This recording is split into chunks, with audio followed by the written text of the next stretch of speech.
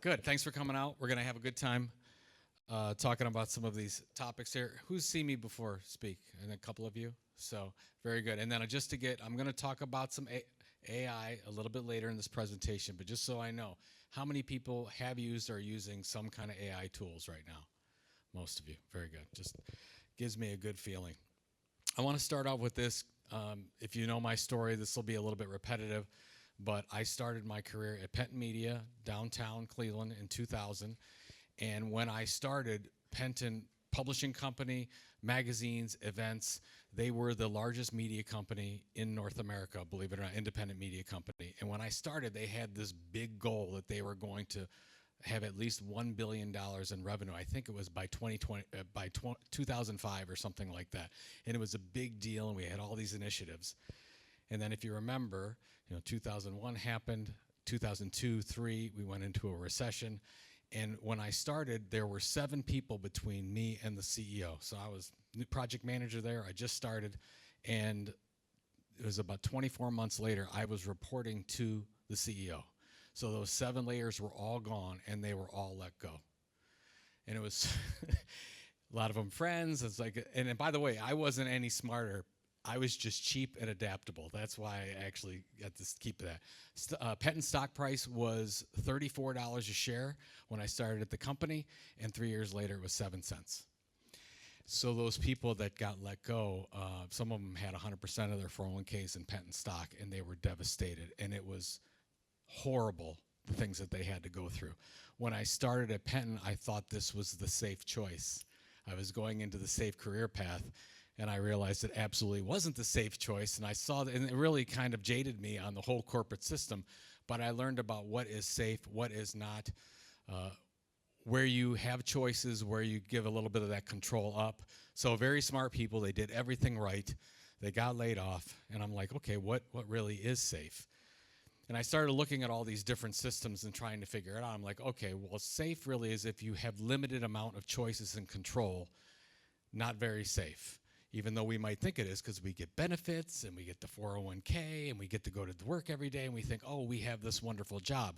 But really, unfortunately, it's not very safe, because none of those people that got laid off, and they were thousands of people, they never had any say in the direction of the business. They couldn't go to the CEO. They couldn't change any strategic direction. They were just let go, and they had trouble. I know still to this day, a lot of people that were working there still are having trouble finding a regular thing. So it's kind of horrible the way the whole thing worked out. Don't worry, this presentation gets better. It's not so depressing.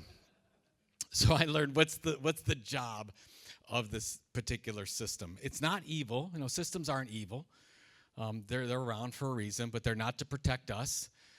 The job of the system is to optimize at all times, specifically in this case around being profitable. They're finding a way for Penton to be profitable. What are they going to do? And then when incentives change, people become expendable.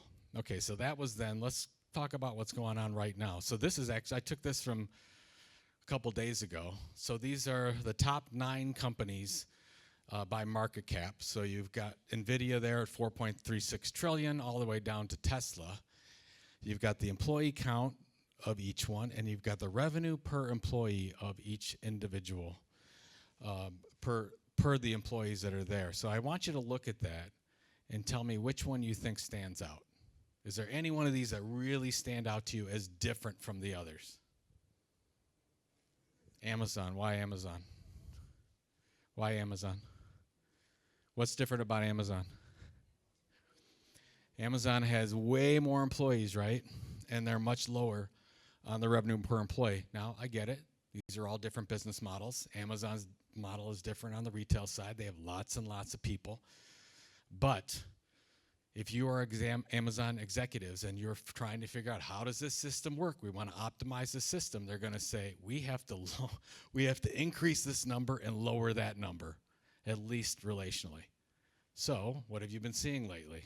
If you've been noticing, if you keep track of the news, Amazon is laying off. They say 14,000 to 30,000. I think that's low. I think you're going to see more and more of that happening. And then you see this at the same time. Amazon is investing so much in robotics. Now, they always have.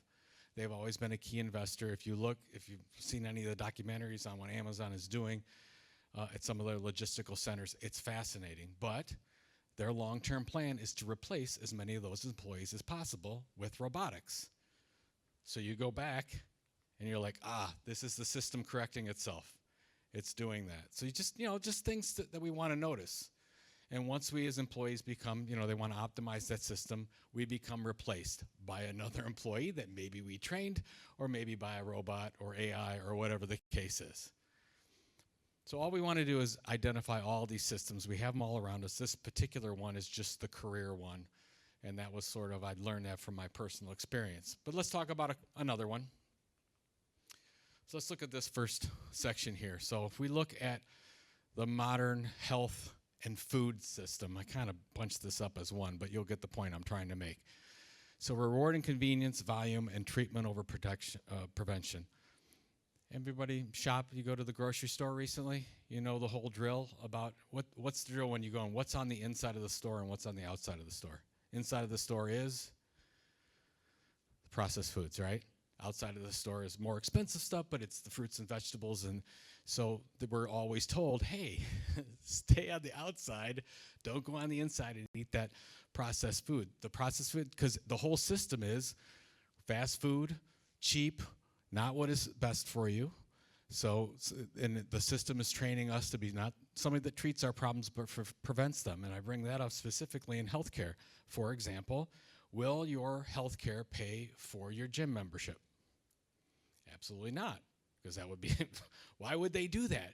But that would make a lot of sense, because it might prevent some of the things that are happening. But if you get sick, they will absolutely manage and try to treat that. So we're reacting to the sickness, and we're not incentivized to prevent any of those things that are happening to us. Now, I'm talking about the specific to me because a few years ago, my two aunts, they suffered from Alzheimer's and dementia, and they passed away. And then my father, about 12 years ago, started to see signs, and right now he has dementia and Alzheimer's. And I was under the impression that I was going to get it.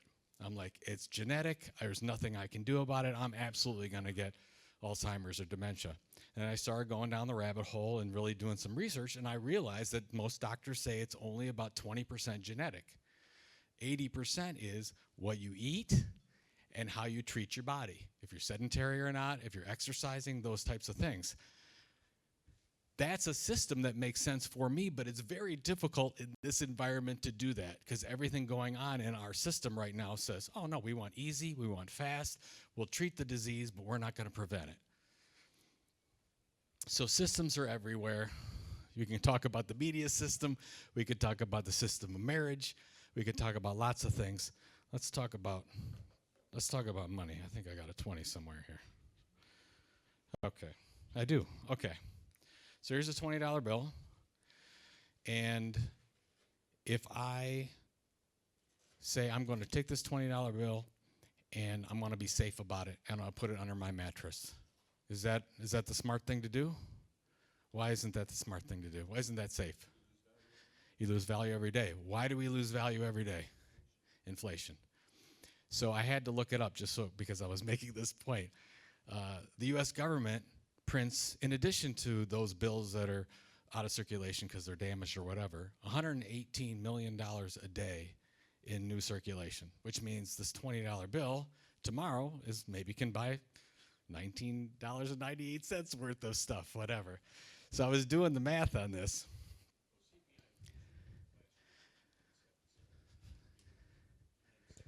$0.97. Thank you very much. I'm glad you're here. So when we think about it, but we've been taught, and we want to save this. It's just a unit of the system, right? We're taught that we want to spend it, we want to borrow against it, but if we really, really want to leverage the system for us to win, we've got to do something different, right? We've got to move that money, that $20 to something else. And I was just talking about when we bought our house in West Park, Ohio for $275,000 in 2013. So I said, okay, well, $275,000, that's the amount of cash. I'm not going to put it under the mattress. I'm going to go ahead and spend that on real estate. At that time, it was exactly worth the same. That's what I paid for it. The real estate is worth $275,000. And just for fun, I'm not going to talk about Bitcoin or anything, but I'm like, okay, well, what was Bitcoin worth at that time? $100 a coin. So 2,750 Bitcoin will get you the same amount of money, all the same during that day. So fast forward to today. I'd still have $275,000, right? But what would that buy me? $550,000 is the value, according to Zillow, of our house today, so about double that. And if I put it into Bitcoin instead, I've had $247 million, which I thought was just laughable and funny. But the point is, it's not that these changed in value or any different way. It's that this is worth less. That's all we're talking about. And I think what happens is when you notice that, and that's how our financial system works, we can ask different questions and look at things a little bit differently. And I can have a conversation with somebody and say, are you sure you want to put that $1,000 under your mattress for the next 10 years and not do anything? By the way, it's okay if you put a little bit away for emergency cash. That's totally fine. But again, you get 97 cents and 95 cents and all that kind of stuff. So it doesn't matter the system. All we want to do is understand our choices. If we understand our choices, we have more opportunities. Last one. I had a conversation. This was during graduation season in the summer, and we were at a graduation party, and I was talking with a young person who was going to college. And they knew I got my master's degree, so I was all into education. They said, is it worth it to go to college? And I asked the question, why are you going to college? And what do you think their response was? Deer in the headlights. I don't know. That's what I'm supposed to do. I'm supposed to go to college. I'm interested in this. I'm looking at this school, whatever. And I just went through, okay, well, there are lots of reasons to go to college, but there are pretty much three different reasons. The first thing somebody will say is, I'm going to college to get an education, right? But is that really the best use of your $40,000 to $60,000 a year when for 99% of the majors and career paths, you can get an education for free online today, and you don't have to spend anything. So you're really going to the university for an education. I don't know. Maybe you are. Depends on what you're trying to do. The second thing is maybe you want a safe place to, you want to have a good time at college and you want a safe environment. That's fine. It's expensive, $60,000 a year to do that, but great. You can go ahead and be in a safe environment and do that and go to some classes at the same time. What's the main reason we go to college? For credentials. Credentials is the number one reason. I feel I'm going to this college, I'm going to get this degree from this university, and it's going to open some door for me. So that's it. Now, if you're a college person and you can see, oh, there's three different things, like it makes a big difference about where you're going to go. I think immediately you say, I'm really going for the credential. Then you might not go to, I went to Bowling Green, I love Bowling Green, but you might say, I'm not going to go to Bowling Green, I want to go to Harvard because, or whatever the case is, because you say it really only matters about the credential. And not in all cases, but just to make the point. So again, when we look at all these systems, they're very comfortable in a lot of ways, but they take away a lot of the choices we have. And I gave this presentation this morning. We were talking about some of these things. It's like, could anyone basically take a month off and not ask anyone for permission to do that? Is that possible? Can you walk away from income and not worry about that? So these types of just simple questions. Can you speak your real beliefs without risk? Hard to do today, right? So some of these things, comfort slowly trades for control. So all we're saying is be aware of systems, and I wanted to share these examples before I get to this one, because this is what we're going to talk about today. The system that we're in right now, that you're all talking about using all these AI tools, artificial intelligence.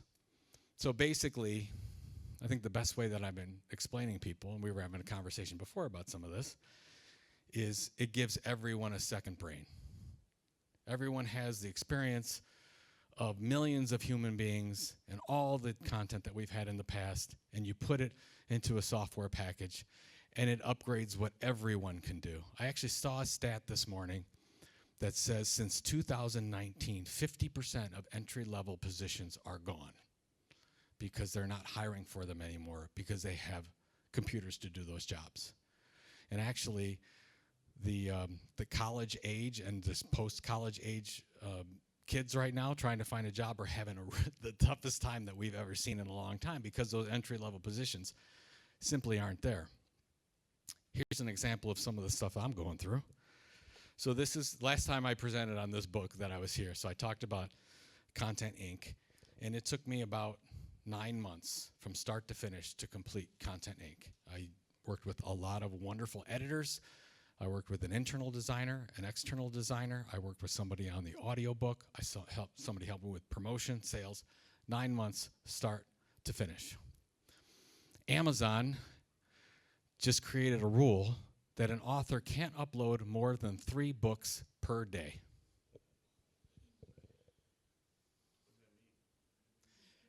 That's a great question. What does that mean? How does anyone do 3 books a day? AI, that's right. It's not just happening in the book industry, but it's amazing. I'm amazed that they're allowing 3 books. Why not 1 book a week? Come on. I could see that. Maybe a workbook, right? Something like that. Why you do that to me? So this is a little bit interesting where you've got now you could make a case where, oh, Joe, your experience, that book is so much better. But you know what?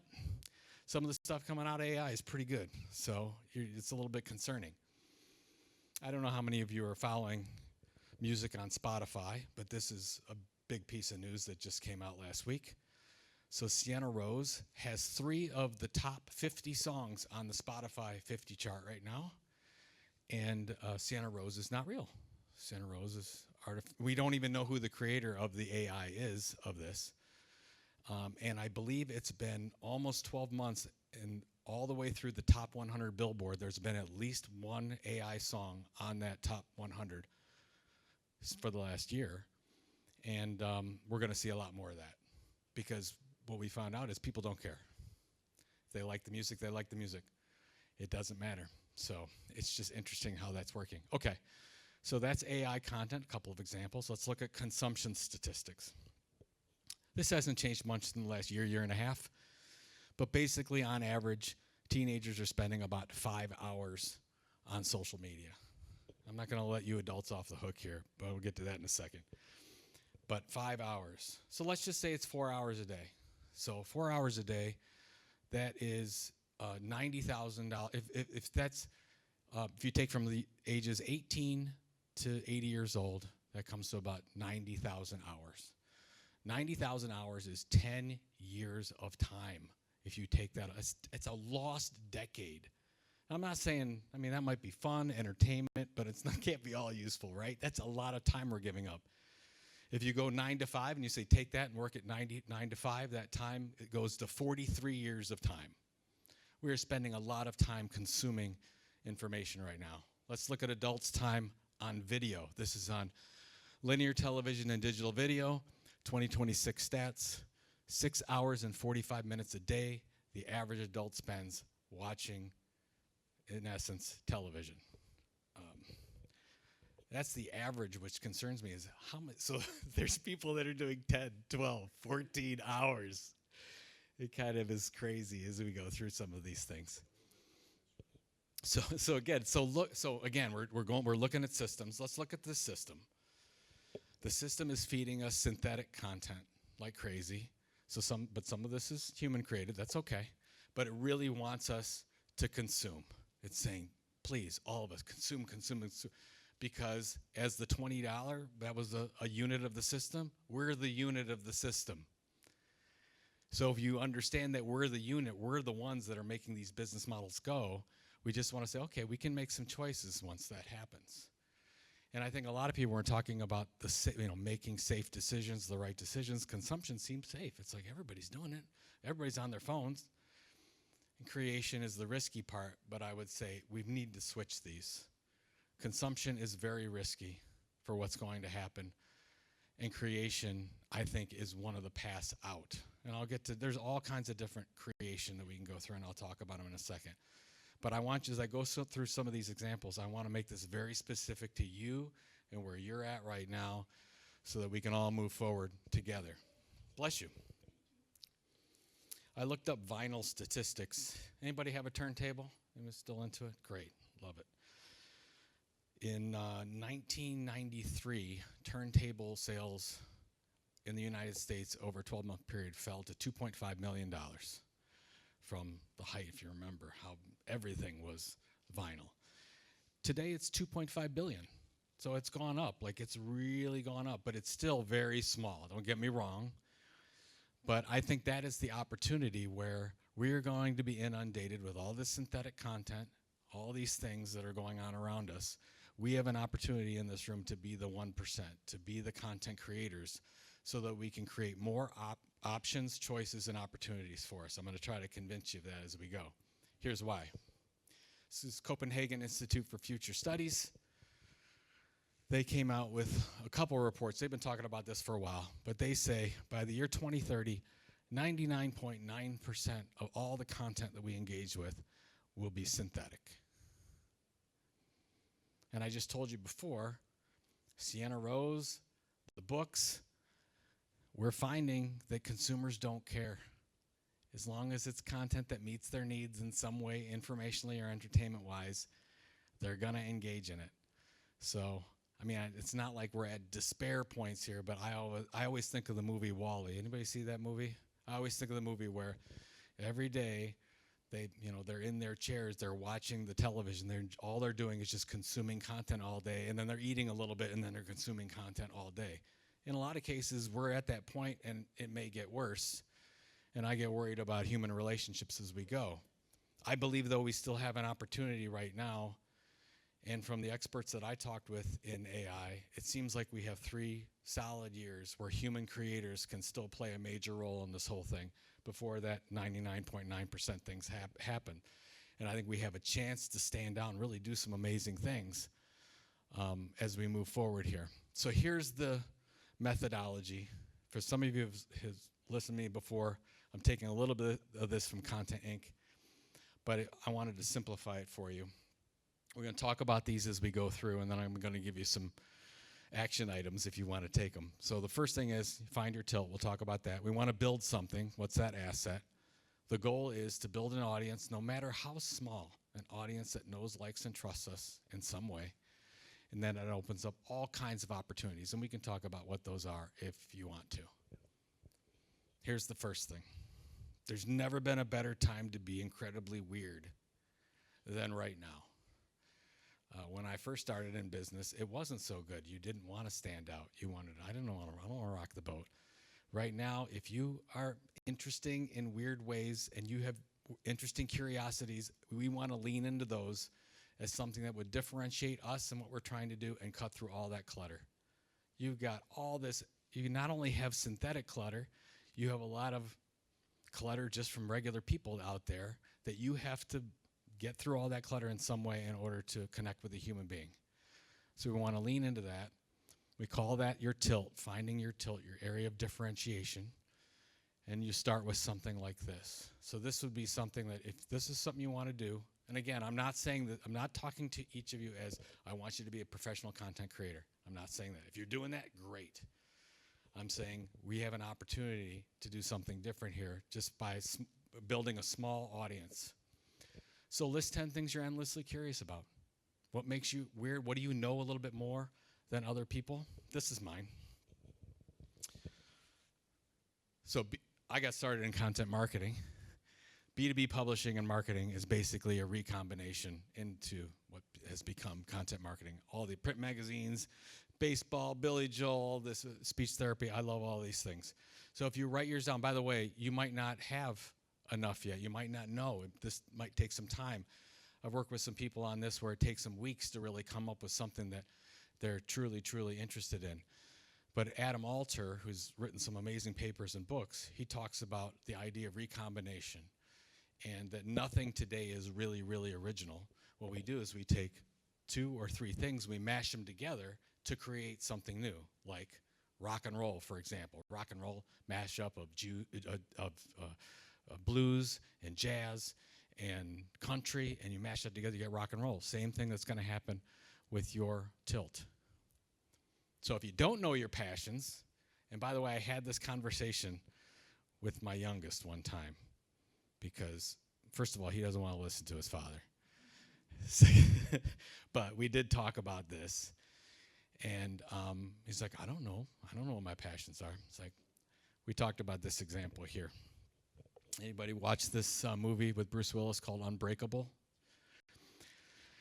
So I'm going to give a little bit of the movie away, but it's okay. It's been out for 20 years or so now. So Bruce feels he has some kind of superpowers, but he really doesn't know. He doesn't know for sure how to find out if he has these superpowers. So he goes to, I think this is Grand Central Station. He goes into the middle of Grand Central Station, and he just puts out his arms. And people start to bump into him, and he realizes at that point that, yes, he actually has superpowers. When he does it, he puts himself out in this new situation. And that's what I was talking to my son about. I was like, you're not going to find anything new what truly interests you unless you go to different events, different experiences. You go, whether it's online or offline or whatever, or read different kind of books that you don't normally read. So that's the thing where it might take you a couple months to really fill in that list, where you're doing things outside of what you normally do during a day. Okay, so get yourself into some weird situations like Bruce Willis. Once you do that, and by the way, for those of you in a business that are working on a business content statement, this is really good for that too, for your content creation. So you want to build a content mission statement. You want to take that tilt, that differentiation area from your curiosities, from your expertise area. You build something, and you're like, okay, we're going to put it into some kind of a statement. So for those of you from journalism, this would be an editorial mission statement. My content is where audience X finds information Y for benefit Z. So we've only talked about, here's your tilt here, here's your differentiation information Y. What really makes it strong is you're going to focus on a particular audience that really needs that information. And by the way, you're all using those AI tools, ChatGPT or Claude or whatever. This is a really good use for them. You could start putting this information, what audiences need that the most. You really get down to the smallest possible audience as possible. We want to niche this down as much as we can. And then this is the part that makes the whole thing work. Benefit Z. What's the outcome? When you start creating all this content, what is in it for the audience? Because you're going to give, and the more you give, the more this is going to work. People are going to follow you, and you're going to become the trusted expert. And trust is going to be the key indicator in the next few years. If you have the trust of someone else, you're going to have lots and lots of opportunities as you move forward. Here's a couple of examples. Here's mine from 2008 when we launched what became Content Marketing Institute. So our content is where marketing leaders find proven guidance on content marketing for them to build trust with their audience, grow audiences, and drive business results. This is my current one here. Content entrepreneurs find proven strategies to build an audience and a point of view for becoming known. We want them to become known. They want them to become a trusted expert. And if they build something they own, they can monetize that and do whatever they want to do in life as they move forward. Now again, I'm not saying that you have to go and start a podcast tomorrow or start a newsletter or anything else. I'm asking you to do one thing. Just do one of these. And you have a say in this. For those of you who are Harry Potter fans, it's like Harry Potter's sorting hat, right? You get a say. Maybe YouTube or TikTok is the best place to start because an audience is already there. But if you love to write, then maybe it's an email newsletter or Substack. If you love to talk, like you want to be on a radio show, then it's podcast, right? If you are a teacher and you want to do online courses, great. Those are all wonderful. So you can choose the one that you want to do. And they're all good. This is sort of the, I want you to become known in the next 3 years slide. And these with the blue arrows are more important to me because this is where you have control over the data. You're getting data directly from an individual. This one at the top. Ooh, there it is. Does it work? There it is. I wanted to use that. Instagram, TikTok, LinkedIn, Facebook, YouTube, Snapchat, whatever. Most content creators start there. They start on social channels because an audience is already there. And I totally get it. If you decide to say, hey, I already know, I talked to somebody this afternoon that started knitting, and they found a whole knitting community called Knit Talk on TikTok. I didn't even know that was a thing because I knew like Book Talk was a thing, but not Knit Talk. And she said, that she's built an audience of 300 people that regularly come to look at all her feeds, and they do this thing on Wednesday, and it was tremendous. Now that's wonderful, and she's built that on TikTok. Those people were already there and they found her. That's great. The problem is TikTok could change their algorithm tomorrow and then it's gone. We've seen it happen a million times with Google doing that kind of stuff and Facebook and whatever. So if you ultimately start to do this for a long period of time, you want to move that audience or get them to hopefully sign up for some email newsletter or something, course, membership. This is down the road, just to give you an idea, because I've seen so many people build audiences on social and then they're just gone the next day because the algorithm changed. So we want to ship something. We ultimately want to be known, but we're gonna ship as we go. And I'm going to end with these, and then I want to get to questions, whatever questions you have. This is what I'm calling the anti-safe plan. So things that used to be a little bit risky and maybe are the best way to do it right now. And I want to start with this one, because I think starting your day with a creator's mentality is the number one thing you can do. If you start your day and you pick up your phone, what do most people do? They pick up their phone and they do what? They read emails, mostly, or check social maybe. I think my whole thing for a long, long time was first thing I'd do is get into those emails. Terrible. If you pick up your phone or whatever you're doing and you start to consume, you have to realize that you're building somebody else's business model first thing in the morning. If you go onto Facebook or Instagram or whatever, or TikTok, first thing you're doing, you're helping them. Because again, you're the product. You're the unit in the system. So this doesn't mean you have to create a tome, a newsletter article, a podcast. It means take a journal, take a piece of paper. If you have to use your phone, fine. Write something. Write a thought. Write what you're going to do today. Meditate on something. 5 minutes, that's all we're doing, because that will set you up for the rest of the day thinking, oh, I'm a human being that was built to create, not to consume. It's the first thing we want to do. The second thing is, I'd like you to, in like the next 30 to 45 days, if you can, is to create something and publish it. So that would be an article. Are you on social media? Are you on LinkedIn or anything? Could be publish something on your LinkedIn page. It could be create a newsletter and send it out to your friends, whatever. The good thing is if you publicize it and you get it out there, remember that nobody's probably going to read it. This is the first thing. I started a blog in 2009, and I blogged for 9 months, and the only person that read my blog was my mom, and she had no idea what I was talking about. Like, I basically was just practicing. In the beginning, as you're doing this, you're just practicing. You're just getting that out there, because I look back on those, I'm like, oh, those were terrible. That's okay. You're getting used to it. You're not going to get it right the first time. So we just want to ship something. Ultimately, we want to create the long-term behavior of delivering consistently over a long period of time, and that's how we build an audience in one channel. But right now, we're just going to ship something. So do whatever, based on what that tilt is. Ultimately, if you want to create during the day and not manage everything, you're going to need the time to do it.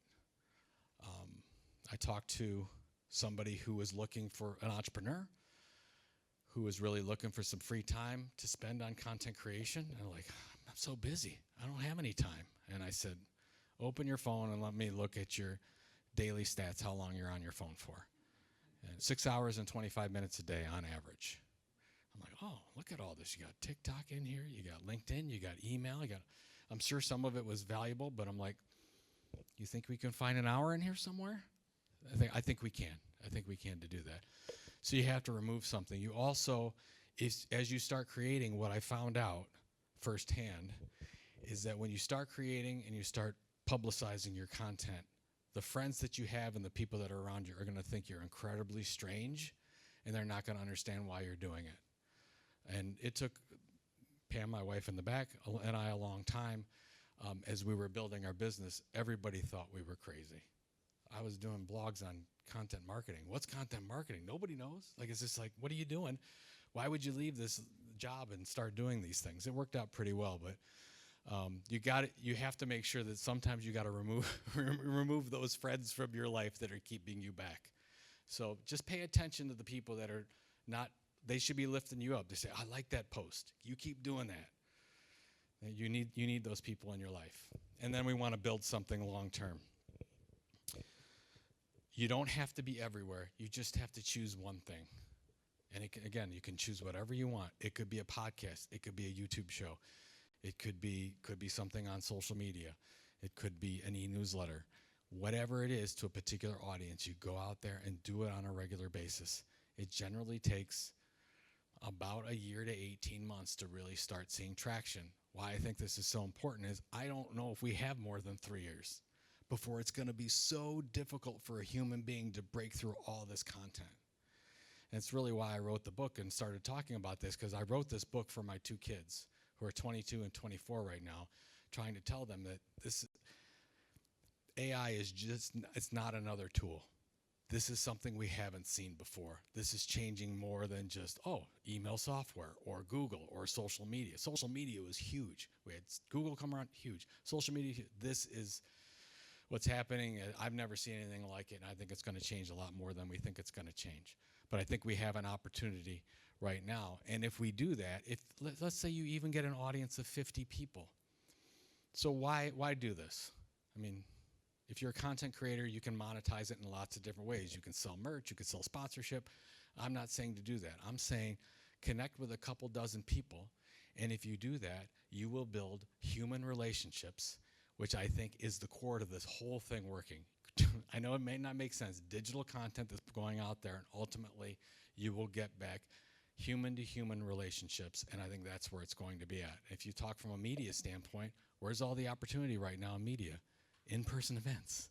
Everybody's talking about we've got to focus on in-person experiences right now because we're going to crave it so much. And it's going to be so difficult for a lot of people that are just consuming all day long to find those physical relationships out there as we go. So back to the beginning. So I told my family that I was going to March 2007. I didn't feel good about my place at Penton because I didn't think I had that control to talk to the management there and say anything to change. I didn't think they were doing a lot of things right. So I said, I'm going to leave. Talked it over with my wife. We started the company, what became Content Marketing Institute. And then, we told our friends we were going to launch this event, Content Marketing World, in 2011. And some of them thought we were crazy, and why are you doing that, whatever. We were able to get 600 people at that first event, and 4 years later we got 4,000 people. It was the largest business event in Cleveland, Ohio, and luckily we sold that event in 2016, and we've had a ball ever since. But the point is, it started with one piece of content, and it really depends on your goal. Our goal was always to sell the business. Your goal can just be, I want to have more options in 3 years. I want to have more control over my life. I think there's a huge opportunity if we go that direction. So we find our tilt, we start building something, build that audience, and that leads to more opportunities. This, if you want this is a QR code, obviously. This is a worksheet that gives you a 90-day plan for the things that we're talking about. It will take you through the tilt. It will take you through something called a Misogi goal process, where you can focus on doing a couple things really well over 90 days. And as part of that, you'll get my weekly newsletter. If I talk about this stuff, all the stuff we talked about today, I talk about it. If you don't like it, you can easily unsubscribe. And when you get the email and you reply, it actually goes to me. Like it's not going to a computer or anything like that. It is actually going to me. I will reply back to you as we move forward. And I want to get to questions, but I do have the book. We have some books for sale. Pam's selling them for $20 a piece. And but I'm here if you have any questions as you go through this process, or if you're struggling with something or whatever, you can hit me up at any time at that address, and I'd love to take some questions.